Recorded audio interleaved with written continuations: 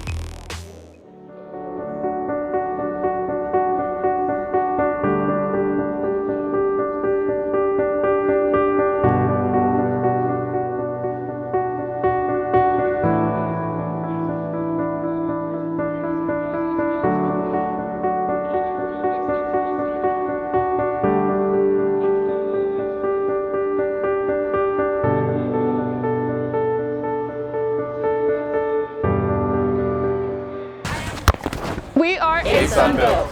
We look forward. Commit to progress. Shine together. Elevate student athletes to create a better world. Blaze the fast. Challenge norms. Enlighten and innovate. For no matter the height of our obstacles, They will never block the sun. We can. Be students first. Rise. Connect. Impact. Every day. We are Sunbelt.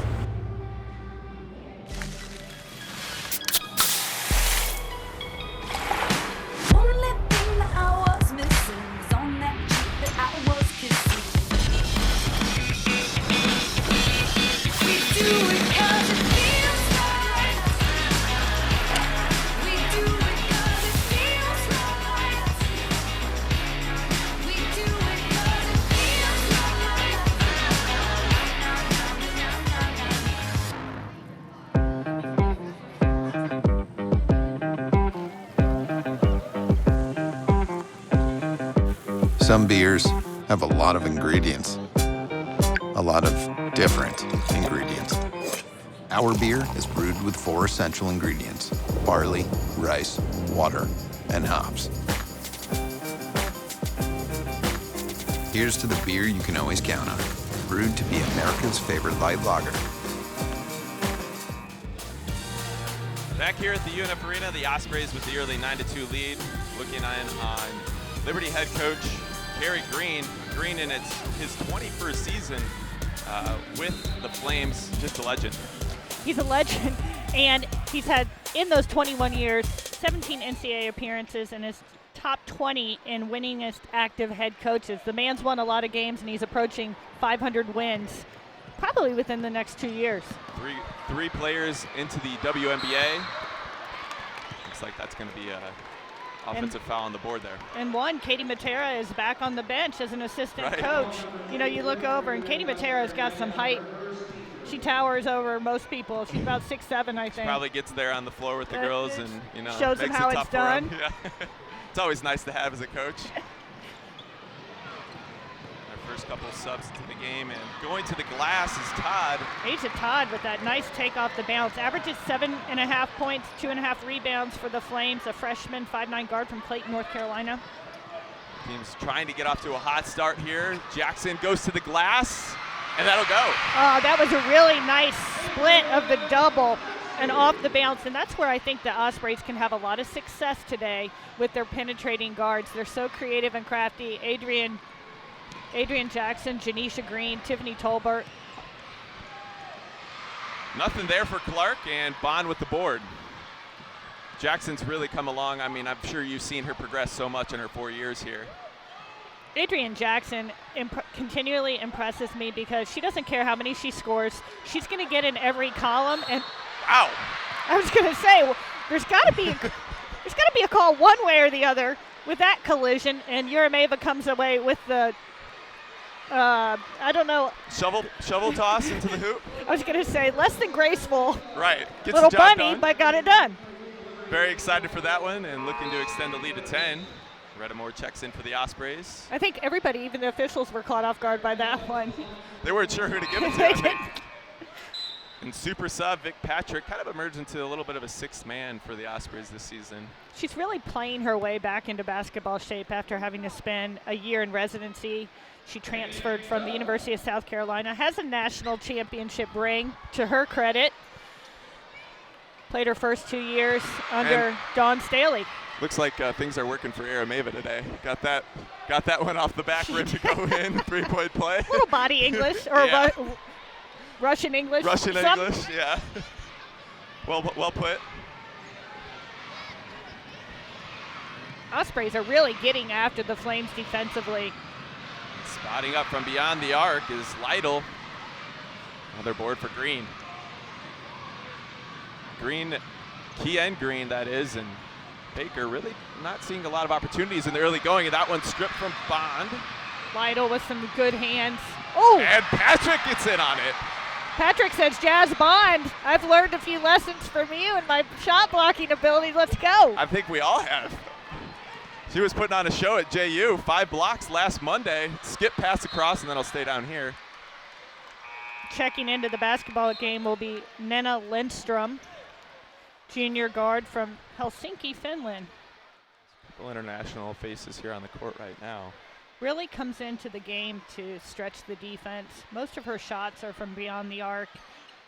Made 2 threes against Stetson the other day.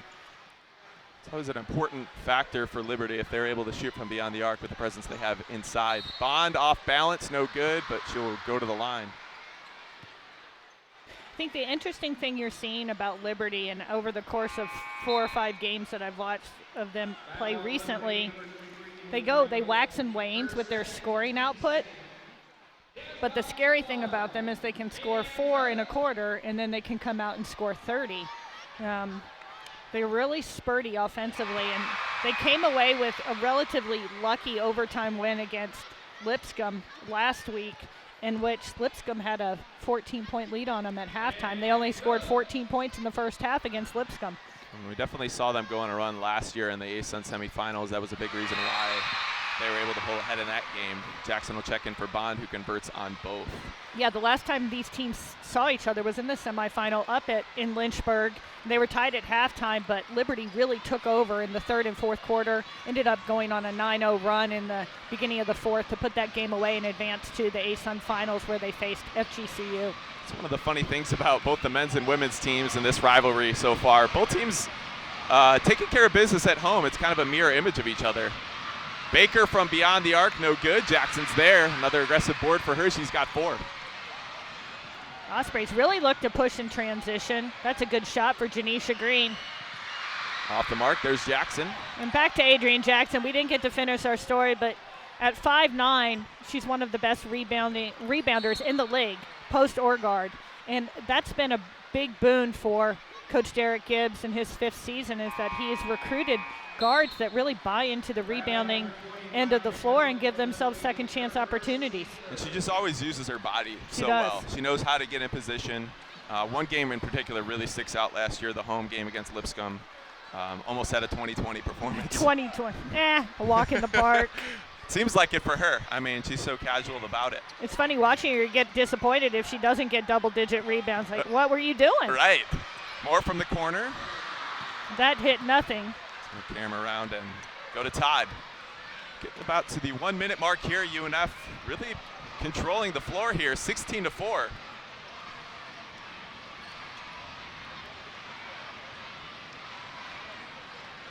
Baker's going to go to the line, into the paint, off her foot.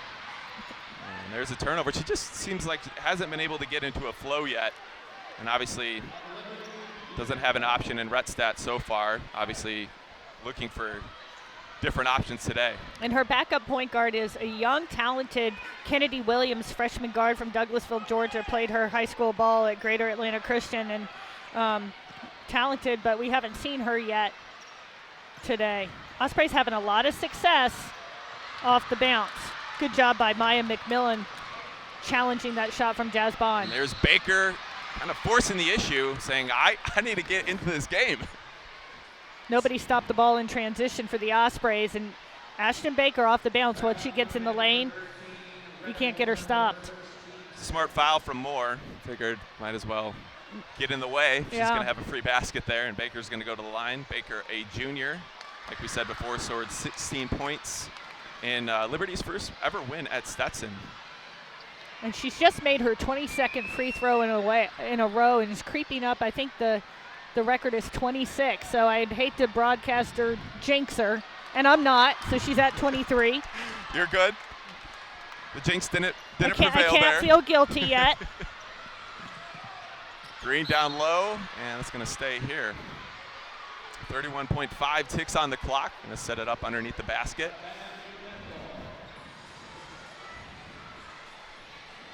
And going back to the streakiness of Liberty, I mean, you're looking at their schedule this year. They had rattled off 6 wins at a point where they started off the season really cold. UNF looking to do the same off of 2 wins. Think about Liberty's once they've started the conference play, though. They are 4-2. And out for more, Jackson. McMillan gets a hand on it. That'll stay here. But none of Liberty's wins and or losses in the ASUN have been by large margins. They're all about 10 or 11, give or take. So they aren't as winning as big as they sometimes do in years past. They lost to Florida Gulf Coast and to University of North Alabama in overtime. So Janisha Green goes to the rim. That one does not fall in. UNF's got to be very happy about their performance here in the first quarter, 16-6. It's exactly what the doctor ordered here from UNF Arena.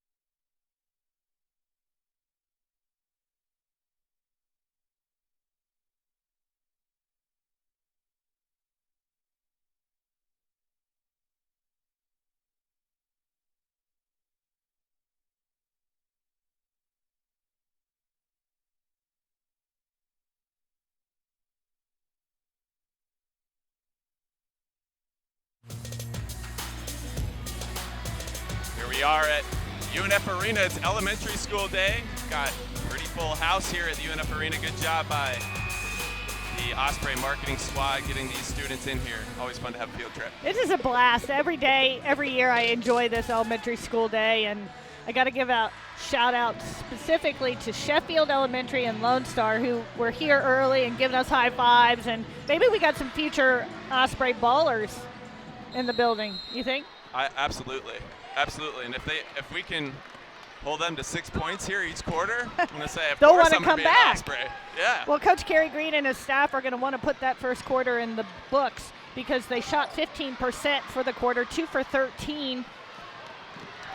Conversely, the Ospreys were 40% from the field and actually had a significant rebounding edge, which is a key to them winning the basketball game today. Lindstrom no good. Colbert there for the board.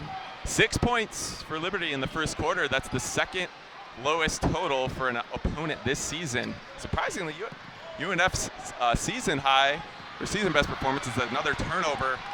Liberty getting a couple chances here in the early going. It was a good idea, poor execution to a wide open Dasha Urameva. Lindstrom no good. It's going to be a loose ball foul. Kind of an unfortunate foul there, just going after the ball. Yeah, like Janisha Green got tagged with that one, but I thought it was almost Liberty teammates plowing into each other. Almost been a no call on that one right there. Long ball. Lindstrom 0 for 2 on her attempts. Like you said before, it's going to be important for them to have an option on the outside today. Obviously looking for her to come through with that. And as you mentioned before,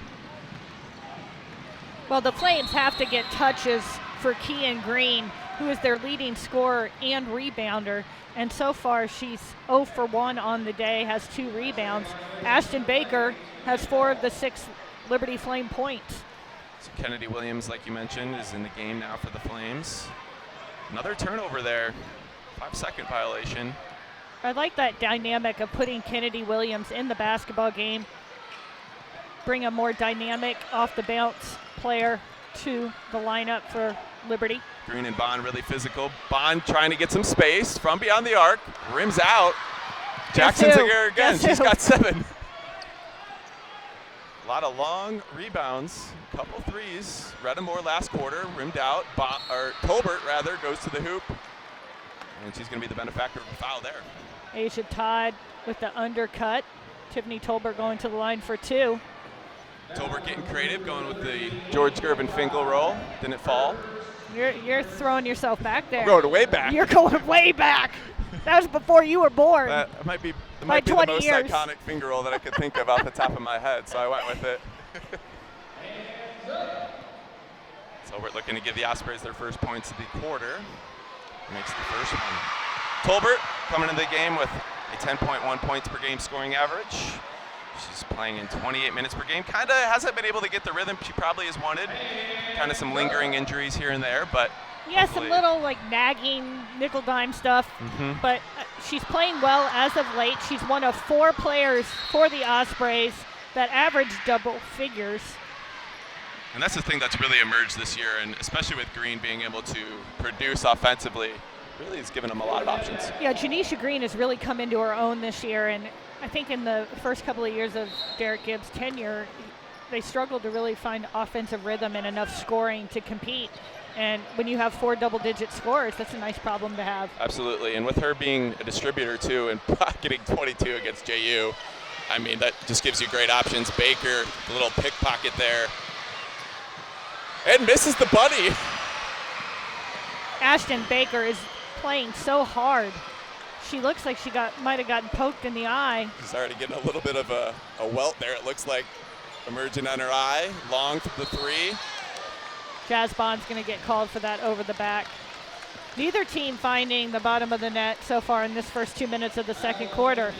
Really difficult from the outside right now. You can definitely tell Bond and Green are going at it down low right now, trying to establish themselves, and they understand how important she is today. These 2 teams, I'm a traditionalist. I'm a throwback. Speaking of throwback, I love back to the back post players, and both of these teams have players that I really like. Kean Green, one of them. Another board there for Green. Todd's miss. We'll reset the shot clock. Williams going one-on-one on Tolbert. That's what I'm talking about, ability to break somebody down off the dribble. And Kennedy Williams with the layup. Nice little crossover there to create some separation and allow her to get to her right hand. And into the passing lane is Lindstrom Baker with another steal. So the Flames getting into the passing lanes today. And there's Lindstrom. Yep. Finally good on that one. Makes them pay. Coach Gibbs is going to be irritated. Ospreys are becoming very sloppy with their passes in the half-court set. A lot of quick possessions. The Flames getting a little bit of traction right now. Coach Derek Gibbs goes to his first time out. It's at 17-11 here in the UNF Arena. Back in a few.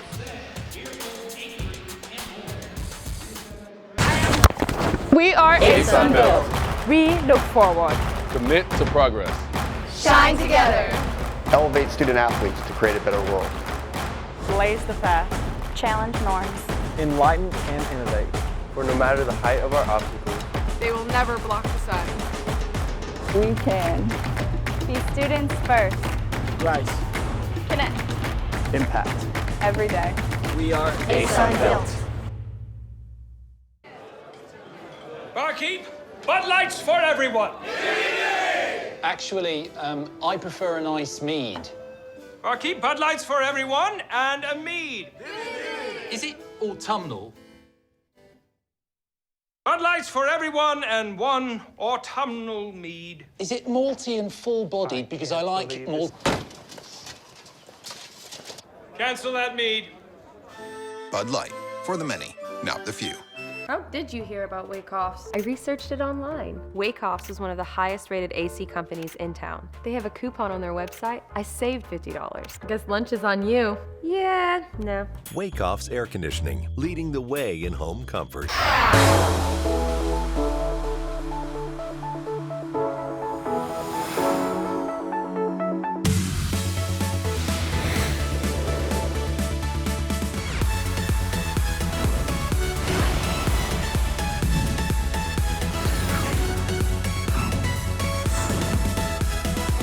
No one like you. No place like this. The University Of North Florida.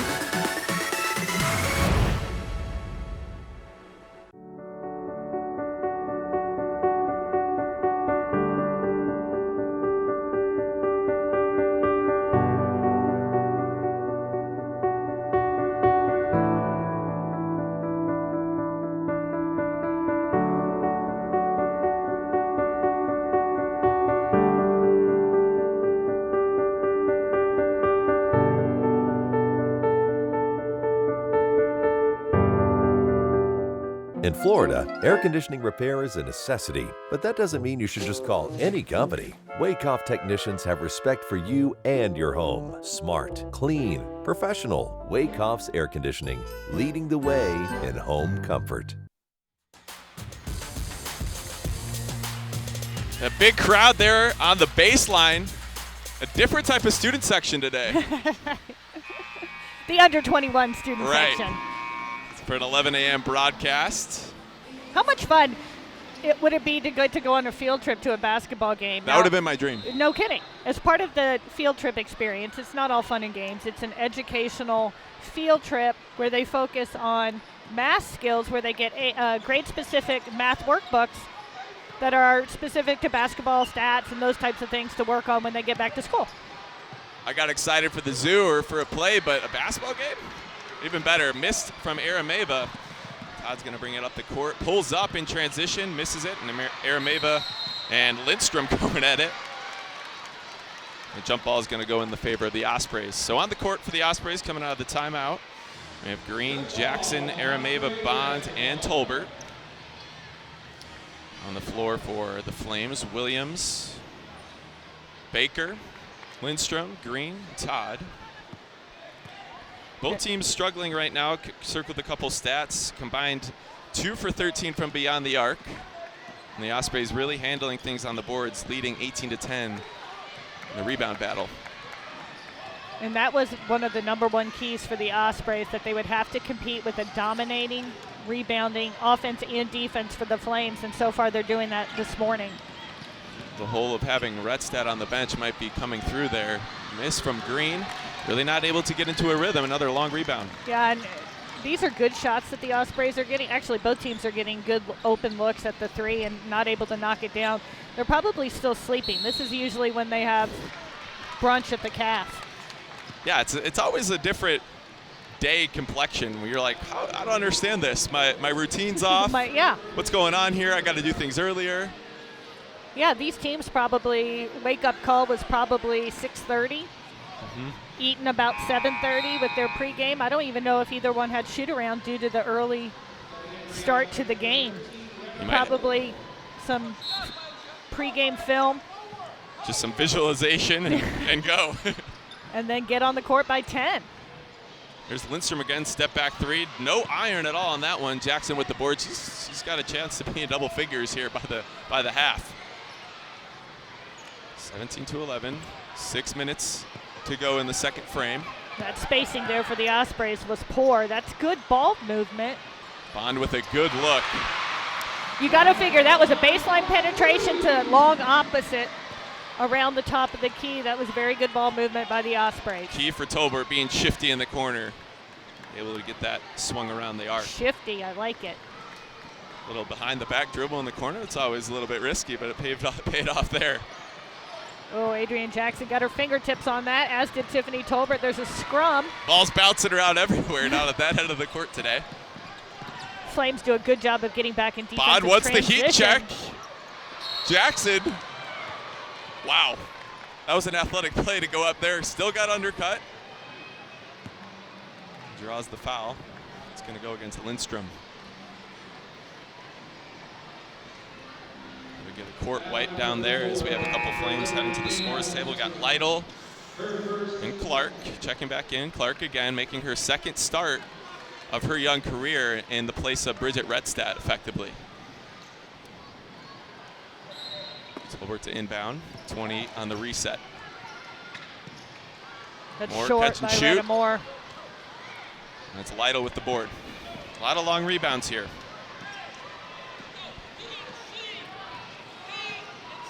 High ball screen. And then roll to the post up for Kian Green. Green able to gather herself, takes her teammate down on the way back. That was too easy.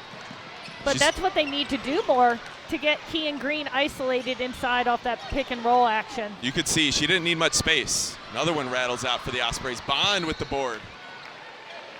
That could have been a foul on Green on that rebound by Bond. Looks like Baker ended up being the one that was tagged with the foul. Neither team in foul trouble at this point. Pretty aggressive first half, surprising. Their team's getting caught with too much foul trouble as Patrick checks back in. Patrick and Moore kind of more frequently used subs for the Ospreys. Pull-up jumper from Green from the elbow, and she's good on that one. We talked about Tiffany Tolbert's ability to knock down the mid-range J, and Janisha Green has that skill as well. She's definitely seemed like she's taken a greater responsibility for being able to do that this season. As Baker with the scoop, no good. Jackson's there with the board. That's number 10. That is. With 4 minutes to go in this first half, she's already got 10. She wants it. Thought about the shot. On to the basket. Good hands by Ashton Baker to poke that away. Stays with the Ospreys. You think she'll have 20 by the end of the game? I like her chances. Yeah, I do too. I like her chances with that. McMillan checking into the ball game. And going back to what you said about Jackson, just being able to play regardless of how she's factoring into the offense. Today is a perfect example of that. 2 points right now, hasn't really taken many shots. Well, we were both at the JU game across town last week, and in the first half, her offense was abysmal in the first half. But she was impacting the game in so many ways. She wasn't gonna let that bother her. Heart of the champion in that young lady. There she is. She wants the ball. No good on that one, and Green winning the battle there with Arameva. Under 4. Ospreys still up 22-13. A 9-point advantage. Neither team putting much offense together here in the second quarter. Just 6 points for the Ospreys and 7 for the Flames thus far, and somehow able to get with a kind of a quasi-Euro step there for Clark off the glass. Ospreys trying to reset here. Patrick down low, zip that one in. Piece of our cameraman. And untouched. Well, Victoria Patrick is somebody who needs to get the ball in her shooting pocket, and that, for a shooter, they need to be able to go right into their shooting motion, and that pass needs to be more crisp. That's one of the things that has struck me when she's been able to factor in. You saw the FGCU game here, just able to come off the screen and pop. Yeah. Really, really smooth if she gets those opportunities. Jackson in the passing lanes. Baker a little lackadaisical. Jackson under duress, cannot finish. A frustration foul, maybe more, getting McMillan. Next foul for the Ospreys will put the Flames at the line for 2. Both teams are just exasperated. You see it from Ashton Baker, you see it from Adrian Jackson. It's not for lack of effort on either team's part. Just see kind of the frustration on their faces after some of those passes. A tough night passes. at the offensive office. Right? It's only 12 o'clock. Layup, Baker converting there. Good high-low action. Liberty has cut the lead to 5, 22-17 with about 3 minutes to go in this second quarter. Good high hedge by Kean Green. Arameva turns to the basket. Another glancer off the rim. Both teams shooting around 30% today. Liberty at 26.9, the Ospreys at 29.6. Tolbert and Bond going to check back in for UNF. There was no offensive rebounders for UNF at that possession either.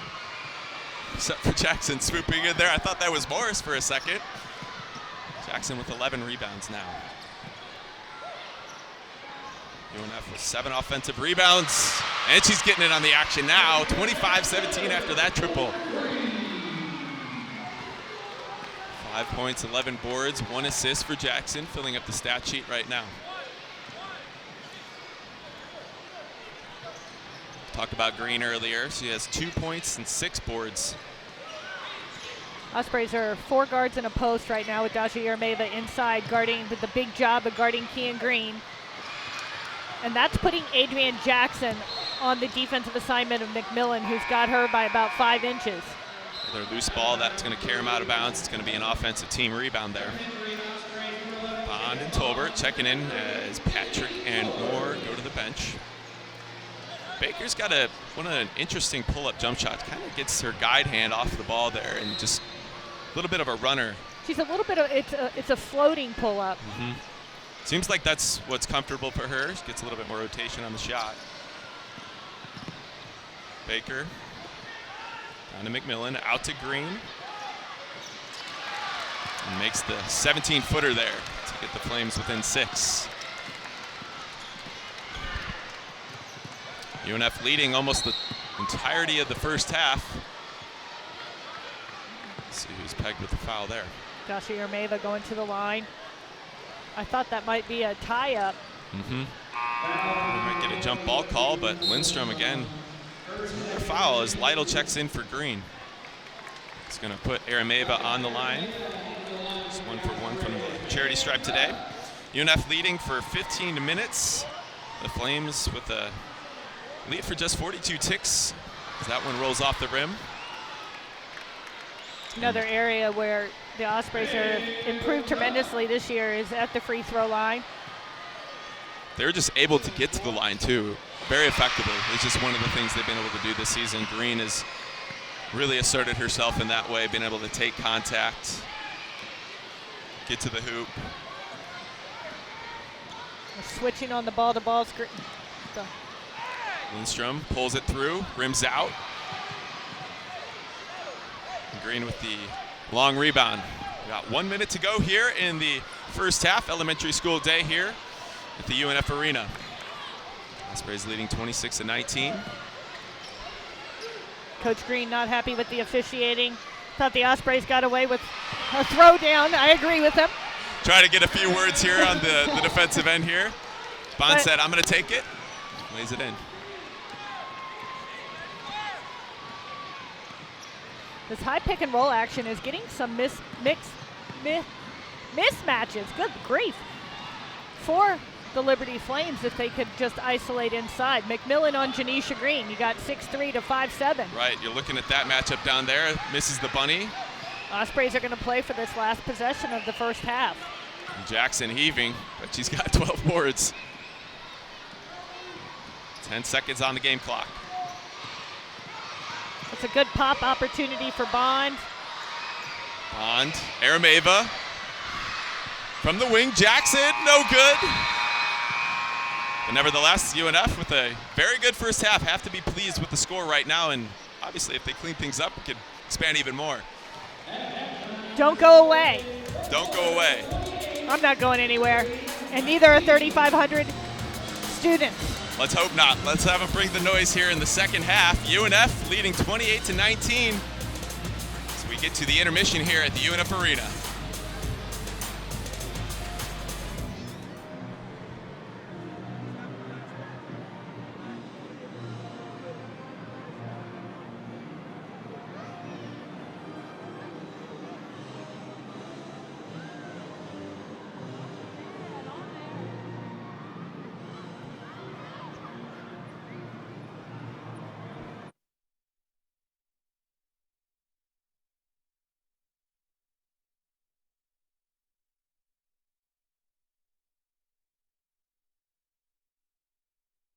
Do you want me to?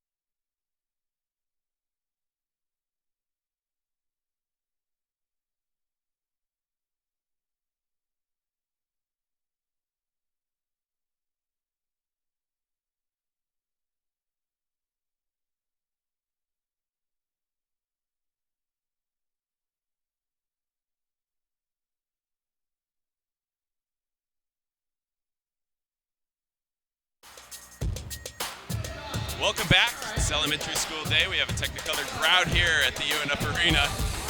UNF leads the Flames 28-19. A very important game here. The team's trying to battle for third place in the ASUN standings. We're here. I'm Brock Borgeson alongside Nancy Miller. Both teams trying to get a rhythm right now, but UNF has been able to establish control for most of the game. What have you seen so far? Well, I think the key to the Ospreys' lead right now is rebounding. They have a significant rebounding edge, 26-17, which is really kind of surprising given the prowess that the Liberty Flames usually rebound the basketball. So that's something that Coach Kerry Green is going to have to address in the locker room at halftime. Both teams are suffering through some shooting woes. Neither team above 30%, and both teams are really struggling from beyond the arc. Potentially one of the biggest reasons for that, you look at the Flames and their rebounding. Redstadt has been absent today. Had a little of an issue, and Stetson not sure on her status, but that's part of the margin right now. Jackson's really been able to provide with 12 rebounds right now, and look at that shooting percentage from beyond the arc for the Flames. Yeah, it's in the toilet, really. But neither is the three-point shooting for the Ospreys much better. Jazz Bond is the only Osprey in double figures with 10. And Ashton Baker, who is trying her dead level best to bring some spark to her flame, has 6 points for the Flames. So Liberty with 5 points off the bench. UNF without a single point off the bench yet, relying heavily on their starters so far. As we take a look at the first half highlights here. Some high-low action. Green trying to get in on the action today. Well, and she was our player to watch. They have to get her more touches in this third and fourth quarter if they expect to come away with a W. Like you said right there, Bond, really been able to get effective when we've been able to spread the floor today. Tiffany Tolbert with her patented mid-range pull-up. And then Asia Todd off the bounce. I like this young lady's creativity. Young guard. She needs to help Ashton Baker. And that was the graceful shot put. Excuse me layup. That's right. From Dashir Mava. Bond again from deep. Saw Bond and saw Patrick earlier doing her best Bond impersonation with the block. And Green obviously is going to be big for the Flames if they want to get back into this game, trying to provide. Yeah, she's 2 for 3 from the field, but she only has 3 shot attempts. She's got 6 rebounds, so they need to obviously be more intentional about getting her the ball. We got Ozzy gathering around our fans today. Obviously a big attraction on any game day, but especially on elementary school day when it's Ozzy's field trip. Who doesn't like Ozzy? Of course. I want to go get a hug from Ozzy right now. All right, so here from UNF Arena, Brock Borgeson alongside Nancy Miller. It's going to be an interesting second half as these teams try to shake things up and get a win here as we near the midway point of the ASUN schedule.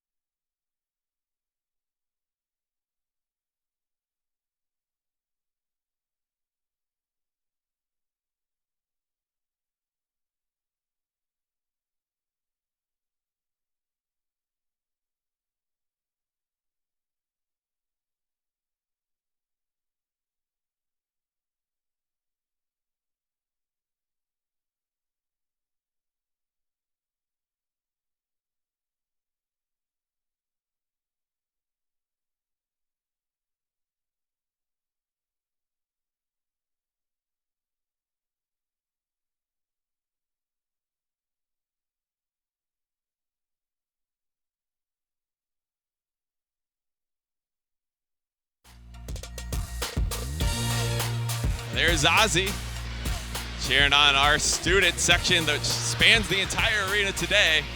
UNF 28, Liberty 19 here at the UNF Arena.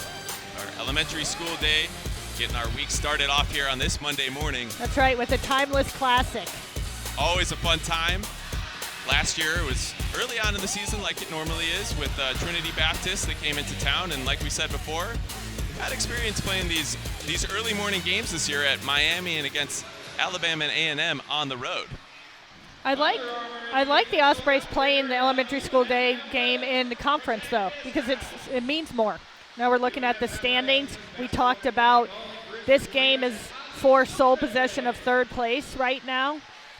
But gosh, there's a lot of middle mixed matchups You can see a lot of those teams really moving up and down. You never know. You never know. This is such a competitive conference. Obviously, FGCU with a stranglehold on the top spot right now, but with the exception of a 3-point loss to North Alabama, North Florida could be in the number 2 spot. Very easily could be a North Alabama situation there. North Alabama brings back some talent in Panetti and Wallen. So we take a look at the Flames' upcoming schedule. Just getting done with their Florida trip here. Third of four rather. That's right. And then they get to go home and host FGCU, and they played an outstanding game at Alico Arena a few weeks ago where they kept it extremely close before FGCU pulled away with about an 11-point win. Then they've got Kennesaw State, UNA, who they lost to in overtime about a week ago. Follow that up with JU Dolphins and NJIT. Yeah, you look at those 4 games for Liberty, and that's not an easy slate for them, even though they're going back home. And so it's going to be nice for the Ospreys to be able to be in their own beds here for a little bit after being on the road. Yeah, Kennesaw State and Stetson are both very winnable games, particularly at home. Ospreys have already beaten Kennesaw State. They will see Stetson next Monday night, and then obviously a tough road stretch at FGCU, and then traveling all the way from Fort Myers to New Jersey to take on NJIT before they return home and try to avenge that 3-point loss on the road to UNA. So always a challenging travel situation there going from Fort Myers to Newark, but it'll be very important for the Ospreys to take advantage of these 2 games at home, trying to get a win against Kennesaw State. That'll be at 1 p.m. on Saturday. And another opportunity at home against the Hatters Monday night. They're dancing it up there in the stands, having a good time on their field trip. UNF 28, Liberty 19, as we are coming live from the UNF Arena here on the campus of North Florida.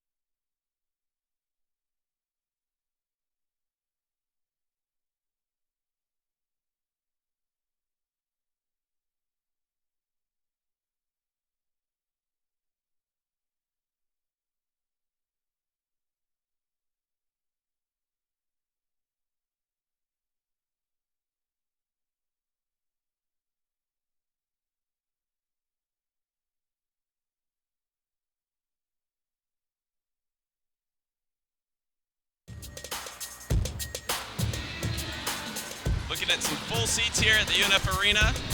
1 minute till we get things going here in the second half. UNF looking to make it 3 straight wins. The Flames looking to make it 3 straight wins. Brock Borgeson alongside Nancy Miller. It's 28-19. The Ospreys with the lead. Be exciting to see what happens here in the second half, see if either team can get in any sort of rhythm. We talked about those stretches that Liberty endures where they don't score for long periods of time, but then they have those scoring spurts that bring them back into a competitive basketball game. And I expect that they will make a few adjustments in the locker room, and we'll get Kean Green some more touches and get some help for Ashton Baker, who is their leading scorer with 6 points on the morning so far. What do you see as important for the Ospreys and the Flames respectively to right the ship here? Well, I think they both had good looks at shots, and as coaches, you know, sometimes you just have to sit there and take them into the locker room and say, ladies, you're getting good looks. There are no coaching adjustments that I need to make other than tell you to believe in your shot and knock it down. You've seen missed layups on both sides. You've seen wide open threes that have gone in and out. So become more confident shooters and focus on the shot, knock it in. That's one of always the kind of exciting things when you know neither team's really been able to connect on those open shots. You feel like somebody's gonna break. Yeah, the dam's gonna break at some point. So starting here for the Ospreys, looks like we're gonna have the same starters. Got Bond, Arameva, Jackson Green, and Tolbert. The Flames, Clark making her second start. She's gonna begin the second half. Baker, Lytle, Green, and Todd. Flames start things off here. Going the other way here in the second half. Baker goes to the baseline. High screen. I keep expecting Emily Lytle to get more involved in the scoring. She scores 9 points a game for the Flames and just hasn't been able to find her groove so far today. Lytle with right on cue. Right on cue. First field goal for Lytle today. 1 for 5 on the day after being held scoreless in the first half. She did play 11 minutes. She did have some opportunities. Another open look for Bonds. Short on that one. Clark gets in on the rebound. That's exactly what you talked about. I mean, that's the type of shot you want. Very, albeit early in the shot clock, but wide a good open. Shot. Jazz Bond is feeling it. She leads the team in scoring, 10 points and a little poke. Able to save it. Shot clock at 15. Lots of big bodies went tumbling to the ground on that one. Seen a little bit of that today. A lot of people trying to get their hands on the ball. Green is not a three-point threat, so Dasha Yermeva really doesn't have to guard her beyond 15 to 17 feet. And Green with a little excuse me jumper. She converted it a little bit late. That's going to be a shot clock violation. Green, 1 3-point field goal attempt on the season. Obviously does most of her damage from within the paint. Might not have been able to hear the shot clock as it counted down. This is a loud environment, 3,500. More screechy fans than we're used to. It's a little bit more high pitched. They're very enthusiastic though. You got to appreciate 8 to 10, 6-year-old kids.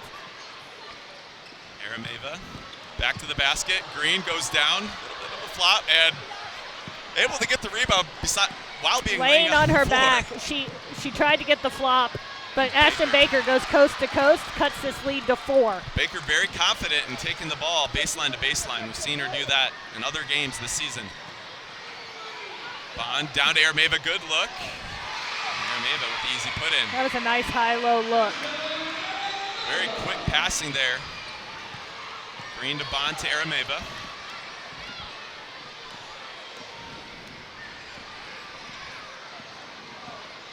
You have the feeling this is going to go down to the wire, don't you?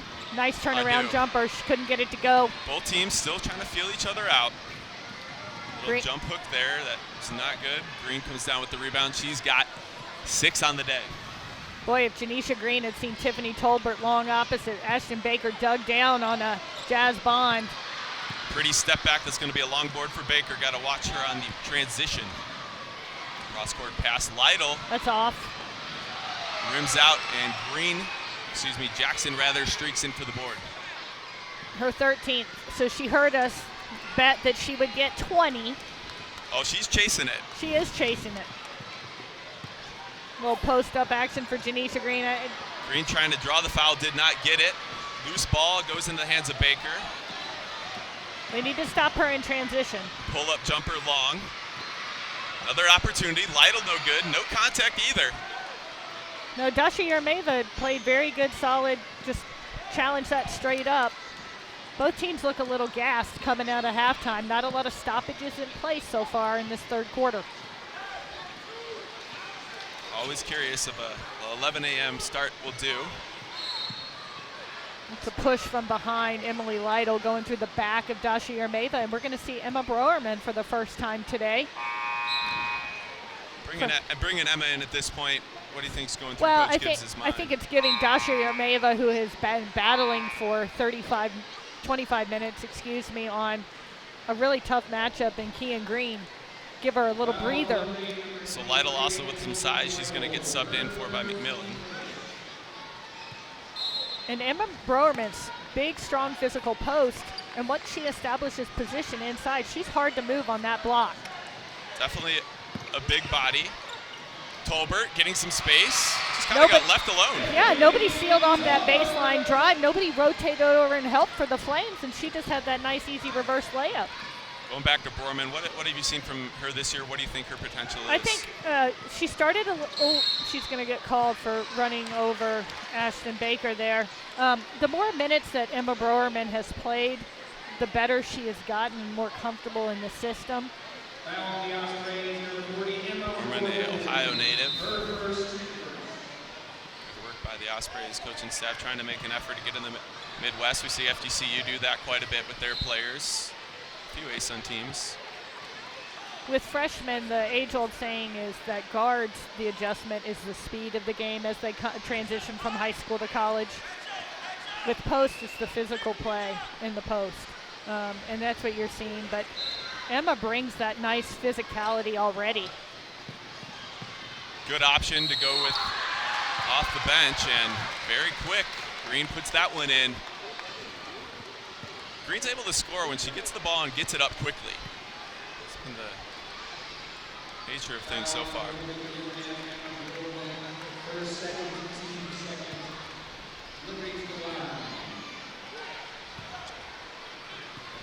Green's going to go and look to complete the old-fashioned three-point play here. She converts. 5-point lead for the Ospreys, 32-27 here. 6:10 on the clock, a little bit of a full court pressure. Tolbert able to get it across the timeline. Nice inside out look for a wide open three. And McMillan and Broerman battling down low. McMillan comes away with that one. Dasha Yermeva is quickly going to check back in. And a little bit of a preemptive pass. Baker trying to get that one to Green, as you said. Yermeva back in, gets a little blow. And that's a good use of time for Coach Gibbs, because within about a minute, they're going to get another stoppage of play, and Dasha Yermeva is going to get another 2-minute media break. It's always one of those things that coaches are thinking about. You don't necessarily think about as a spectator. Why is that sub made at that time? Especially for the women's game that have these long media timeouts. The change into 4 quarters, I mean, that's something coaches are aware of. That was a great spin move by Jazz Bond. In the last week or so, her frame doesn't necessarily dictate that she wants to play particularly physical brand of basketball, but I was really impressed with how well she battled against a very physical JU team last week. She actually relished the challenge of playing that physical game of basketball. That's one of the things that Bond's always kind of deceiving. You think she's not going to want to be banging down low, but she does a pretty good job of that. Did very well against JU. Shot clock under 10. Green off the dribble, and that's going to be a foul charge there against Green. What I've seen with Liberty Flames, and there's a little bit similar to Florida Gulf Coast, who has a reputation for taking charges and or flops, that I think Liberty does a very good job of putting themselves in position where maybe it's not necessarily really a charge, but they put themselves in position to take those and get those calls. It's kind of a charge philosophy. Yeah. I'm going to I think that's a really good way there. to describe it. Mm-hmm. They're not afraid to get their body in between the ball and the basket. Baker kind of gives off a physical guard look, and if that goes in. Holy smokes. Baker, the benefactor of that wild play. I feel bad for the official scorer because I don't know what you do for that one. That's where I'm going with that. Bod pulls up. It's going to be short. Baker and Oh, they're and going to call Jackson. that on Adrian Jackson. Baker is getting down in the trenches today. She doesn't back down from physical play either. I really like her scrappy mentality. So off of that foul going against Adrian Jackson. Loose ball. Start getting a little physical here. Into midway point of the third quarter, UNF pacing the Flames 32-29.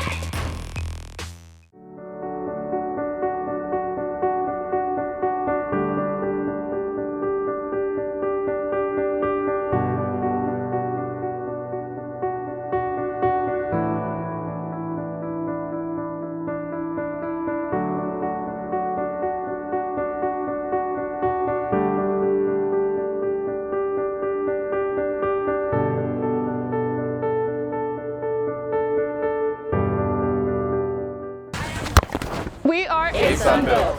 We look forward. Commit to progress. Shine together. Elevate student athletes to create a better world. Blaze the fast. Challenge norms. Enlighten and innovate. For no matter the height of our obstacles, They will never block the sun. We can.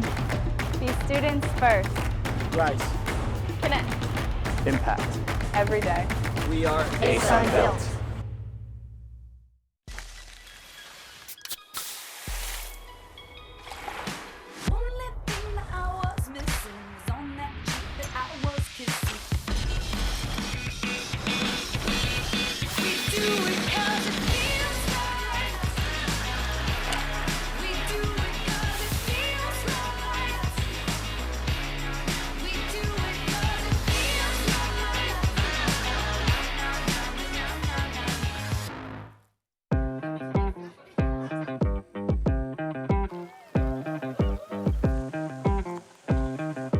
Some beers have a lot of ingredients, a lot of different ingredients. Our beer is brewed with 4 essential ingredients: barley, rice, water, and hops. Here's to the beer you can always count on, brewed to be America's favorite light lager. Wild and happy crowd. Best believe the students are happy to be on this field trip today. So we're at 4:44 in the third quarter. UNF leading the Flames 32-29 on this elementary school day. It's going to be UNF ball to start out of the timeout. Like we've been saying, both teams trying to get some traction here at this point in the season, looking for 3 straight wins on both sides. Both teams 11-8 and 4-2, as you can see there on your ticker. Boy, it's been a tale of 2 different quarters for Ospreys and the Flames. Liberty has outscored UNF 10-4. Ashton Baker has been a big part of that. She leads their team in scoring, 10 points on the day. Baker doing a lot of the little things right now as well. And Jackson able to get her hands in that pass. Just kind of almost took it out of Todd's hand before the pass was even made. Good high hedge by McMillan. Now the spacing for the Ospreys, they have all 5 players on one side of the floor. That's not good offensive spacing. Good look for Irameva, passed up. Steps back. It's not the shot that the Ospreys want. Coach Gibbs has dropped his head into his hands on that one. Not really in the rhythm that she No, probably that wanted wasn't. to. Dasha, you would rather have off the bounce for a layup or with her back to the basket, not shooting the 17-footer. And there's Lytle, like you said before, same spot she made the previous one, no good. And it's going to be board number 15 for Jackson. Trying to get to 20. She's had 15 games with at least 8 rebounds this season. High 1-4 set for the Ospreys. Arameva and McMillan down in the paint. Ospreys are having some trouble with that high hedge on the ball screen action. Just trying to get around him. Yeah. Tolbert, clock at 2, goes to the glass. Parting of the Red Sea there. I was going to say the party of the ocean right there, Right. and nobody stepped over to help. Parting of the red jerseys on that one, able to get in for the layup. Tolbert, probably, it's always kind of surprised when you get to that point and you're open like that. Yeah, sometimes you'll even miss that layup Right. because you're so we surprised. saw it with Baker earlier. Retta Moore and Victoria Patrick checking back in for the Ospreys, who haven't had a lot of point production off the bench as assistants so far today. Yeah, UNF still looking for their first bench points of the day. Liberty with 5 bench points. I think McMillan, not happy with that call, so she got all ball in that one. She thought she was going with her for her 3rd block on the day. She's in the top 20 in the nation in blocks on the year with 46, 47, 48. Just that number is staggering as it is. Anytime you're averaging more than 2 blocks a game, you're doing something right. Well, her long wingspan, I call her the go-go gadget arms, but she's got about an 8-foot wingspan, and so she can play behind and still alter shots, or she can come from behind even when she's beaten off the bounce and tap it back. Yeah, and one of the things with her is she's able to just have such good body control when she's going up against opponents in the paint, not the foul. Well, and on the offensive end, she's really has guard skills in a post player's body. It's a nice problem to have. That's exactly how I would describe her too. I think she'd like to bring the ball to the court more if she was allowed to. That's every post player. Every post wants to be a point guard. Every guard wants to be a post. Every pitcher wants to be a hitter. That's how it works, right? 10 seconds on the clock. Green off the screen. That's that pick and pop action. They could have hit Bond. And they're going to count that one. We'll talk about an NBA continuation. Got contact before she went up, it looked like, but Green's not going to complain about that. Able to get to the line. One of the Ospreys' best options in drawing contact. And shoots a spectacular free throw percentage on the year. Janisha Green, senior from Sampson, Alabama. 2 really good strokes in Green and Baker from the line. Very easy, good rotation. Something that's really improved with her game this season. It's a big reason why she was able to score 27 earlier this season. Ooh, it's going to get a souvenir. Towed out of Asia bounds. Todd, unfortunately, playing soccer for 2 seconds. Gotta watch out. Punted that into the end zone there. We're no longer in the morning. Everybody should be well awake now. Nina Lindstrom set to check back in for the Flames. That's the throwback action I like for the Ospreys. Another really good look from Bond.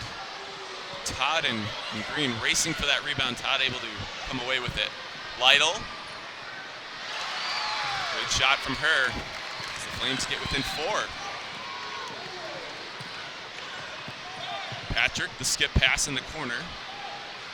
Patrick likes that one-arm pass. Pick and pop. Oh, nope, going for the roll. Next pass to Retta Moore. Still there in the corner, gets it off the screen. Retta Moore should have shot that 3. That was a good kick back to her. Tried the extra pass down to Bond. Todd and Baker there to intercept it.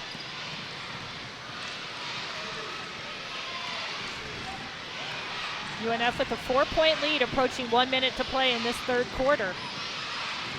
Looking for some help here.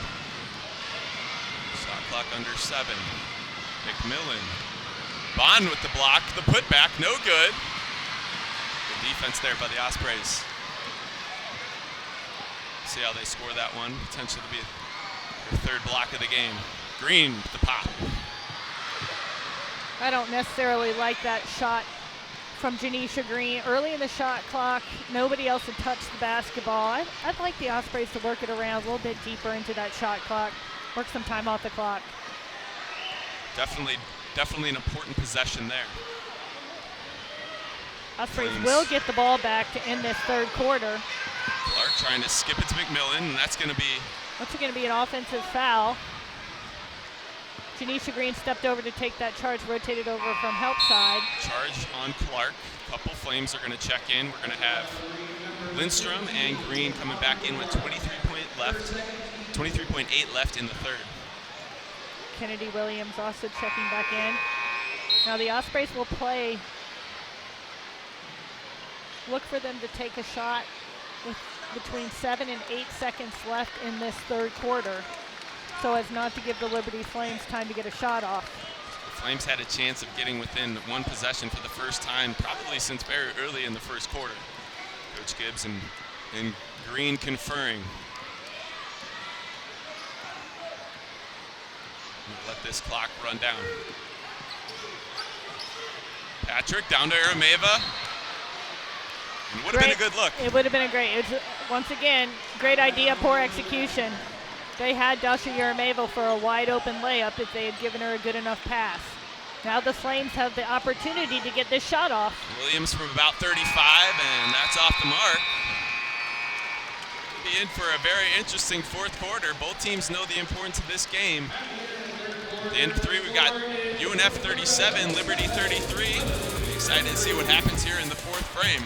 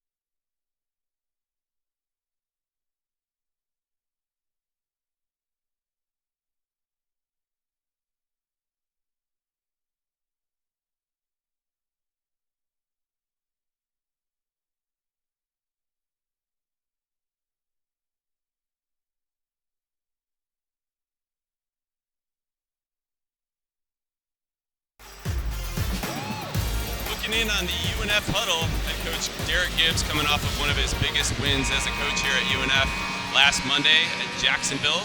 His first win against the Dolphins in his tenure. That was a really fun one to watch. It was fun. Thought JU was going to get away with that one, and then the Ospreys battled back. UNF had not won a game over JU since when I was coaching, which was over 7 years ago, so it's been a long time in coming. Last win for the Ospreys before that one, 2013. So obviously just big for the program, big for Coach Gibbs. Always nice to get that monkey off your back, and obviously the focus is right now beating the Flames. This team understands how important it is, and it's going to be a quick foul. Looks like Clark's going to catch that one. I like the idea, but once again, it's the execution of the pass. It should have been rip and throw in a quick bounce pass, and they're air passing those into that. They were looking for the mismatch on Janisha Green. It's always a long pass to go from the top of the key to down low. without a bounce pass. Throwback to, that's a good look for Adrian Jackson. Nicely done. Jackson makes him pay. 8 points on the morning, now it's afternoon, and 15 rebounds. So just the fourth three-point field goal for the Ospreys today. The Flames are shooting 23%, 3 of 13 from beyond the arc. Baker, the lone Flame, in double figures with 10 points. There's Lytle, follows up her shot. Thought it was off right from the get-go. It turned out to be. It's a good look. Joshua Yermeva doing a great job of running the floor.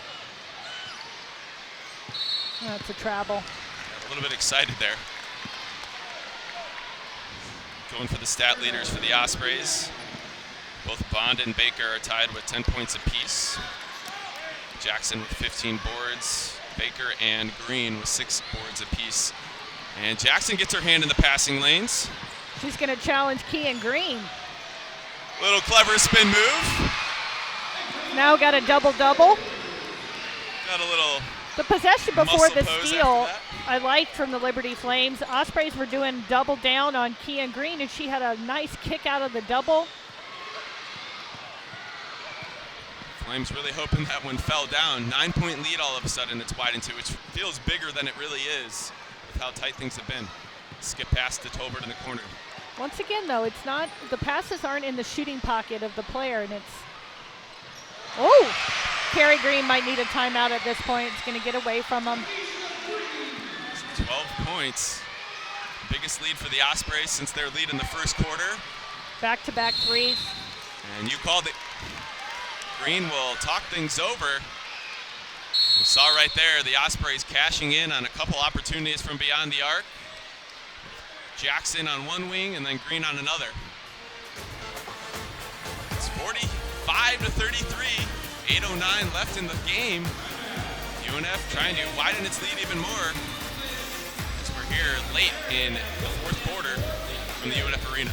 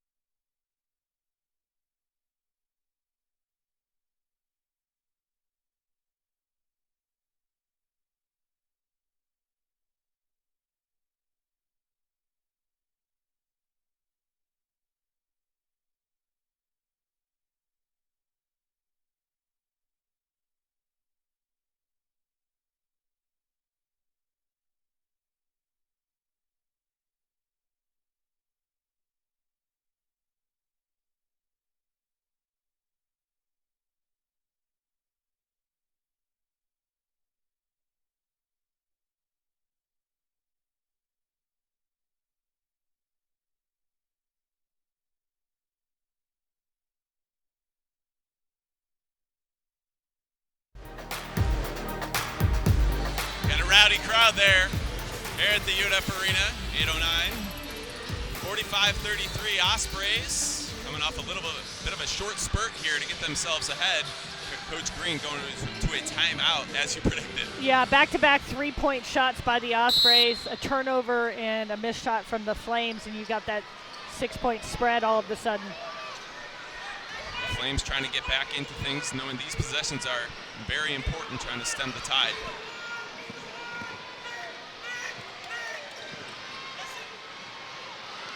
And Lytle, huge three-pointer. Lytle heard me talking about her at halftime as needing to step up and get some point production, and she's responded with made threes. I really like what Emily Lytle brings to the table. I liked her a lot. She was one of my favorite players last year, new to the ASUN. She's a versatile guard. Looks like she can play in multiple ways for any team. Oh. Banks open. Victoria Patrick with the answer. Victoria Patrick with the unconventional off the glass three-pointer, but right back at the Flames. Shooter, she's got the stroke. She does. Shooters are going to shoot. Both teams trading three-pointers. Off the mark there. It's like haters going to hate. Shooters going to shoot. Exactly. That's what I was going for next. Patrick definitely likes. Oh, nice look from Victoria Patrick to Jazz Bond. Perfect angle from where we're at right here. Now that is an okay air pass. Nobody around. The defense was spread. Ospreys looking to extend this 14-point lead. Every possession counts Had to for rifle the Flames. It within 3 different defenders. Oof. A good opportunity to draw charge there. That seemed like an okay decision. Yeah, I think you've got to applaud Retta Moore's effort to get there. She was not outside the charge circle, though Keon Green is going to the line. But Keon Green has been a tough road today for the leading scorer and rebounder for the Flames. He's only got 5 field goal attempts. Yeah, has had to work for all of her touches. Has been held in check, rebounding the basketball. I think the Ospreys have done a very good job keeping her off the glass today. Missed that first free throw. 7 points, 6 boards. But you think about the missing link in Bridget Redstadt too, who's an exceptionally important post presence for Liberty. That's the thing for post players. I mean, they like to be able to feed off of another one. Well, yeah, especially when your partner in crime averages almost 10 points and 7.5 rebounds. That's a huge void to fill if you're Liberty Flames today. That's a very interesting option, able to even go off the dribble to the hoop if she wants to with her size. The Flames not able to get to the line much today. Only attempting 7 free throws. Emily Lytle really gambling on that high hedge on the ball screen. Under 7, Patrick. A smooth stroke. And the lead 16 all of a sudden. Yeah, suddenly it's coming easy, and for the Ospreys, who were ice cold from 3-point, I think they've made 4 of their last 5 from the 3-point line. They have, and helped by Victoria Patrick finding her range all of a sudden. And Patrick has the capability of being a streaky option off the bench. Well, and if I were Liberty, you don't let shooters catch and shoot. Can we get another? That one's off the mark. I would close out hard on Victoria Patrick and make her put it on the floor. Flames trying to get some quick shots up. Yeah, they've got to start narrowing the gap. Another one from Lytle, way off the mark. Good block out by Adrienne Jackson, who picks up her, I've lost count. 17, might have been her easiest rebound of the afternoon as well. I didn't have to draw any contact to get this one. So 17 for Jackson. She's got 10 boards, just another double-double. A couple double-double machines on this team. And remember, the home team in this series has won every game. I like that slip to the rim. And that's going to be an and-one opportunity for Jazz Bond. Ospreys have had that repeatedly, that fake the ball screen to the slip action today, and they've had some success. Able to get around that screen a little bit better than they have throughout a lot of the game today. Liberty doing a good job in the early going of preventing that. So Bond looks to convert the three-point play. Urameva's set to check in, give Jazz Bond a little blow. She misses that free throw, though. 14 points for Bond. She's 5 for 11 from the floor. 5 boards and another 3 blocks. Her average is going to go up even more. Your standard day at the office for Jazz Bond. Noon or night, Bonds with the blocks. Lindstrom, big shot. And that's what she's in the game to do. Designated three-point threat. So it's Lindstrom's second of the afternoon. Off the assist from Williams. Now this is getting into time and possession for the Ospreys, where they want to work the shot clock. They want to shorten the game, give less possessions to the Flames. Tiffany Tolbert wins the Oscar right there. You know it's award season. Got a little. We got the Grammys yesterday. Got the little head nod there. Drew the foul. As Tolbert gets up, she looks a little shaken up, but I think she'll be all right. As the Ospreys are widening their lead. It's ballooned to a 15-point advantage, 55 to 40. Tolbert's going to have a couple chances at a free throw. Opportunity to extend their lead even more.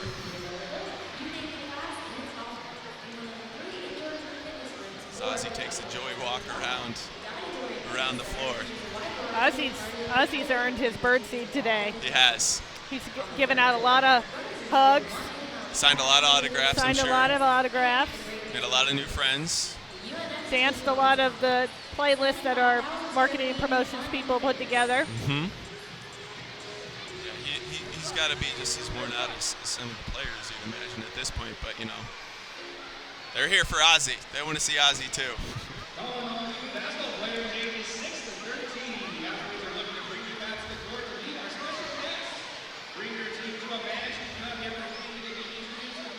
Now you and I, this is a weird broadcast in the middle of a work day. Absolutely. Have you gotten your run in yet today? I did, surprisingly. Good Lord.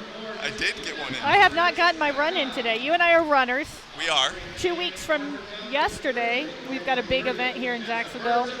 The Donna 26.2 with Donna. You could do the marathon or the half. I've signed up. Put me on the spot right now, Nancy. I'm putting you on the spot. I haven't. Oh, Brock and I both ran the Donna half last year. He beat me by a few minutes. It was a photo finish at the end. Yes, with Mariana Cobra, our former women's tennis coach. That was the photo finish. I came in about 40 minutes later, I think. Just a hair behind. But you guys waited for me. That's right. And we got our picture taken. You got a little youth on me, Brock. I mean, you know, I guess about you can 20 bring that years up. or so. Excuses. But yesterday was nice and beautiful. It was cool how I like it.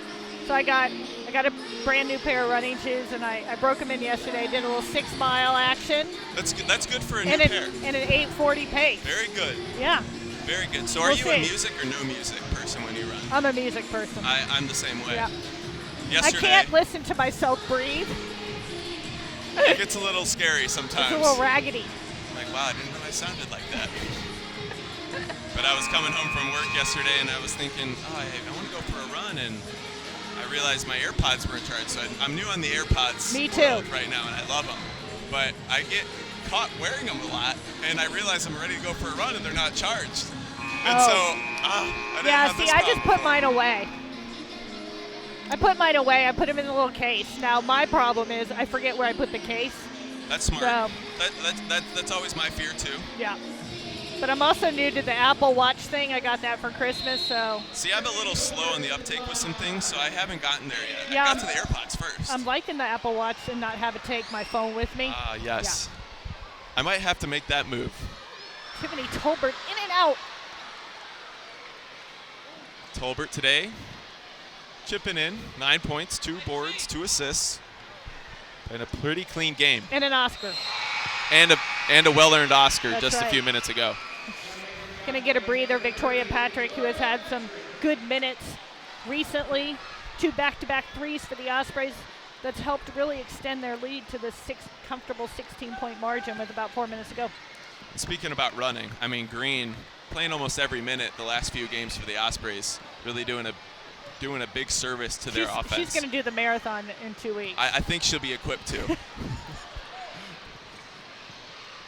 It'll be a breeze playing all 40 minutes at JU. Baker, nice take. And Ashton Baker has really stepped up today. She was our key player to watch for the Liberty Flames, and unfortunately hasn't been helped out a whole lot on the offensive end.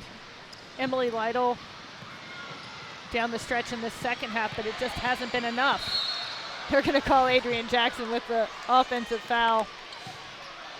Both Coach Gibbs and Adrian Jackson jumping up and down after that one. That's going to be board number 18 for Jackson, just reeling them in.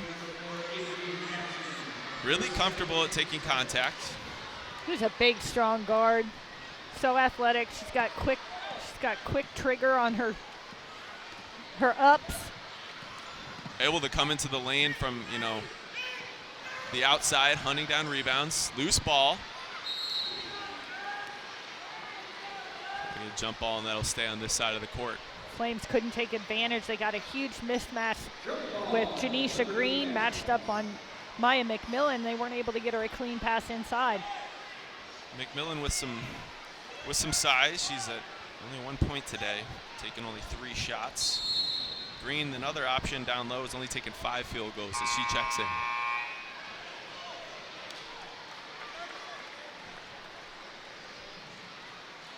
I was looking down. Who called that? It's going to be a 30-second timeout, Liberty. We'll confer and discuss things over. 56-42 UNF. If things stay as they are, as we zoom in on Jackson right there, been talking about her all day. Look at those numbers, player of the game. Automatic double-double this January. Putting together a 10 point, 17 rebound, 3 assists, 2 steal performance, and we still have 3.5 minutes to play. She's approaching her career high, which I think is 19 or 20 rebounds. So 19 rebounds. And 19 rebounds last year. Correct. And Jackson, last time they played the Flames, it was in the ASUN semifinals. She had 19 points. Only 4 rebounds in that one.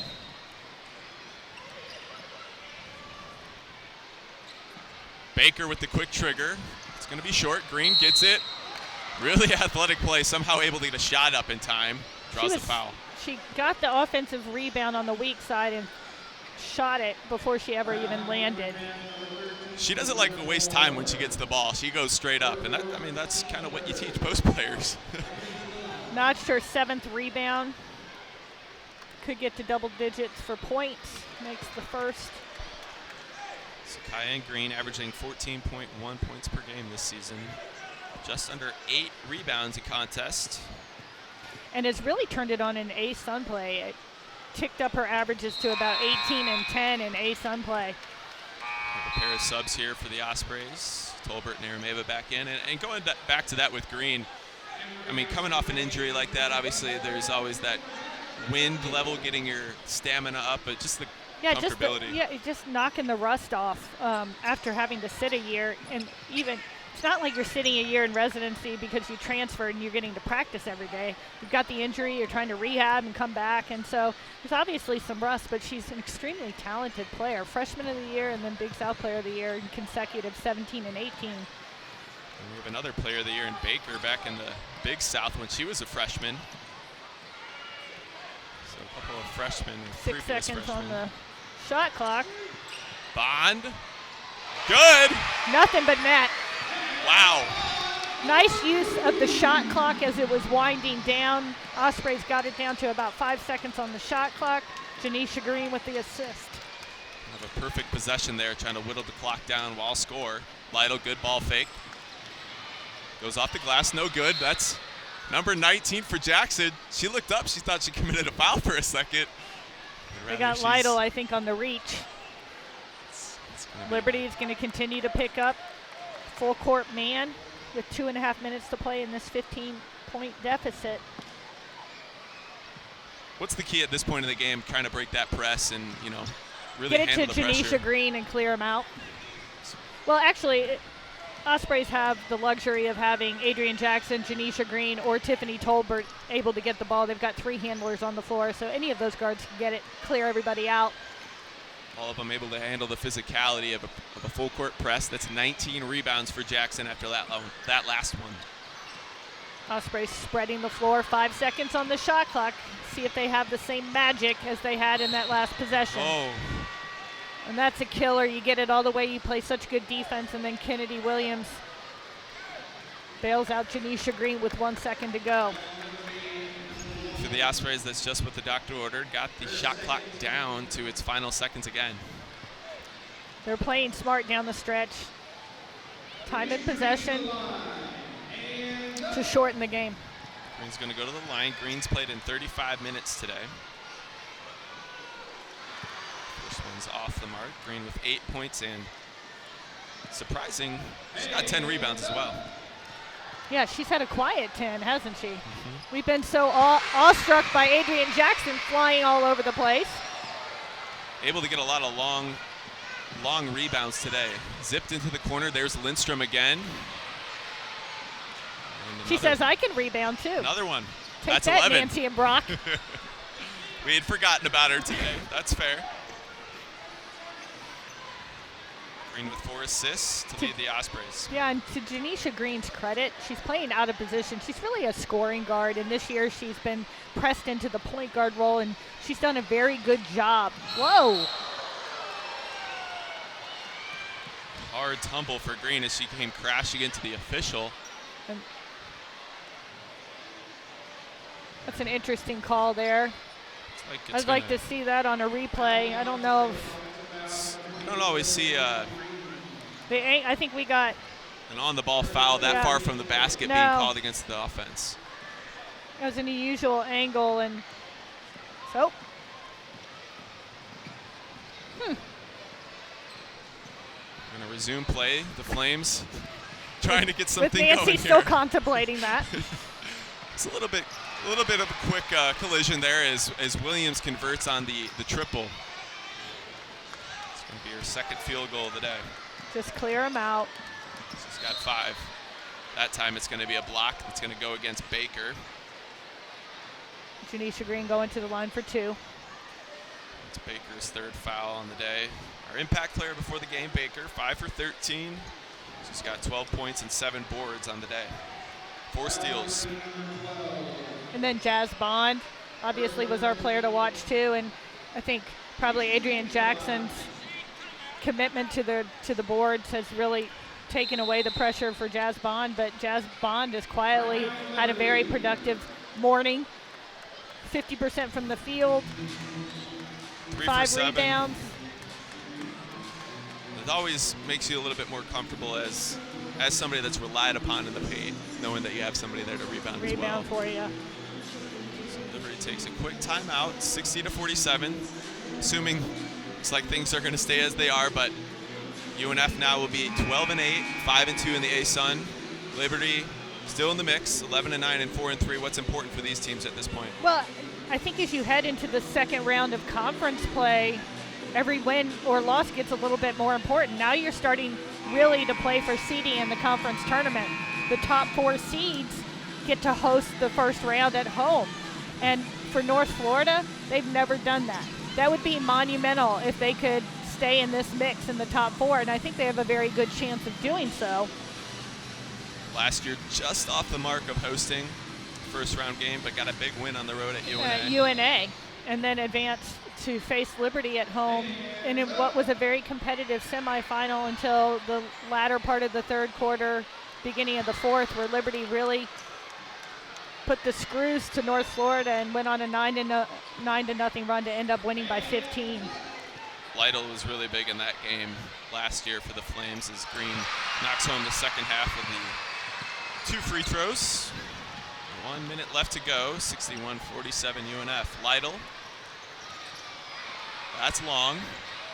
Big rebound from Green.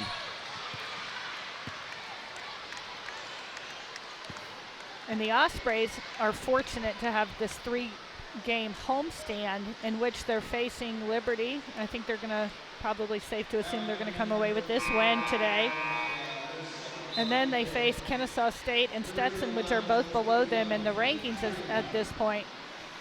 So they could foreseeably get 3 wins in a row at home and be 7-2.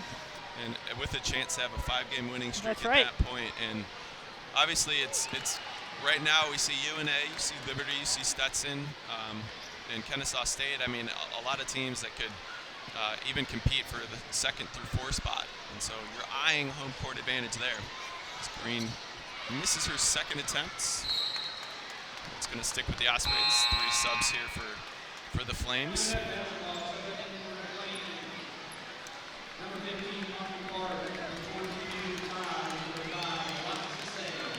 So we're going to head to the benches. It's going to be a 30-second timeout for North Florida. Well, and Coach Gibbs, as a coach, there's always a teachable moment, even if you have a relatively large lead with 50 seconds left to go. There's always something you can work on for late game preparation moving forward, and I'm sure that's what he's doing with his squad right now. But he and his staff need to be very pleased that they came away with this win, and with the exception of a few minutes where Liberty cut it close in that 3rd quarter, I feel like the Ospreys have had control of this game from start to finish, which is a nice 40-minute effort by UNF.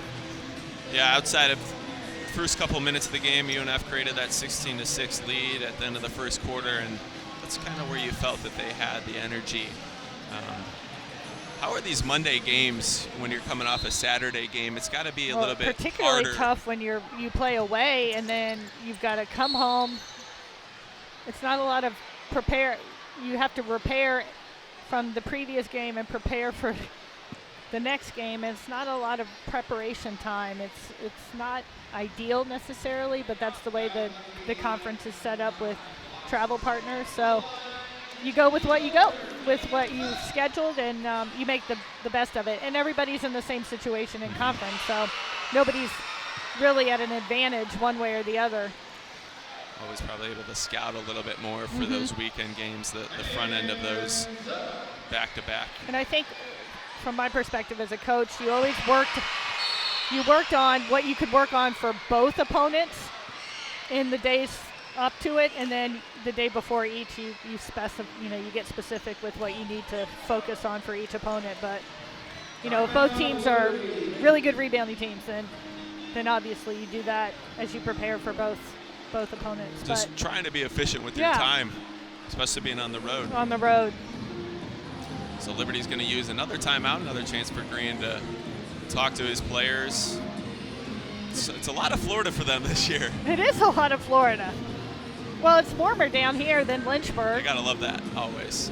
And they'll be back here February, later this season when they play Jacksonville.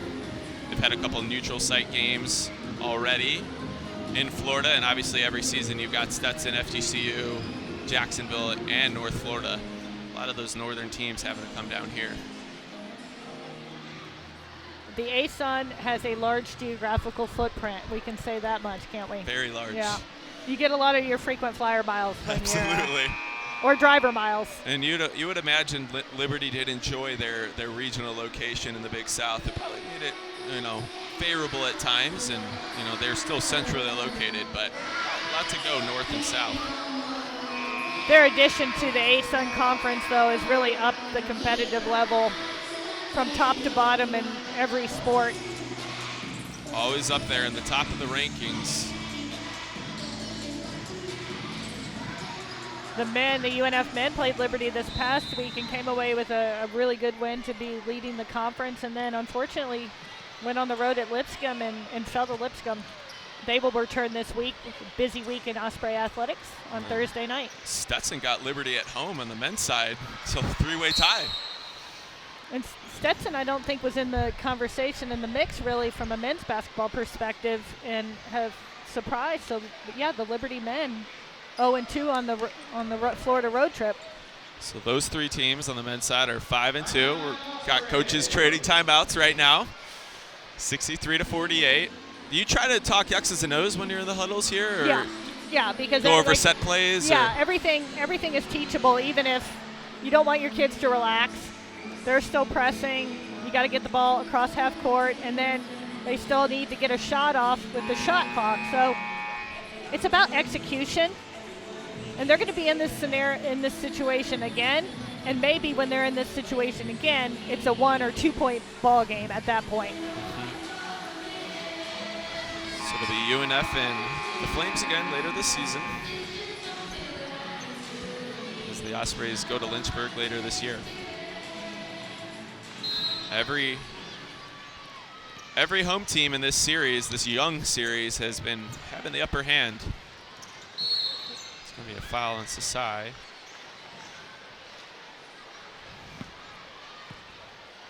Well, and this will be the last game where Liberty plays, where UNF plays in the existing arena, because Liberty Flames are opening a brand new arena set to open for the 2020-2021 season. So the Vine Center, where they previously played. It'll be called the Liberty Arena. It'll seat 4,000 spectators and will host men's and women's basketball and the volleyball squads. Converts on both. We're going to have Ariel Scott check in for the first time today. Emma Borman will come back into the contest for the second time this morning.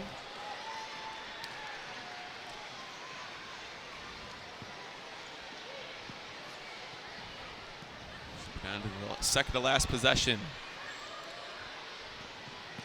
Clark. It's out of bounds. Fortunately kicked it off her knee on that dribble drive. Clark, a freshman, again filling in for Retstat. Went down with an injury at Stetson. We'll see how her status is later this season. Gonna get a foul, no shot clock. It's gonna send Green to the line again. As a player, you don't mind padding your stat total at this point, though. That's for sure. Take a few free throws if I can get them. Green with another double-double. Makes the first. I think the students seem to be doing a decent job with the swoop today. If it's their first experience, you might not know how to execute it. And we're going to get another ticky-tack foul underneath the hoop there. So that's Borman. Reaching over the back on Clark.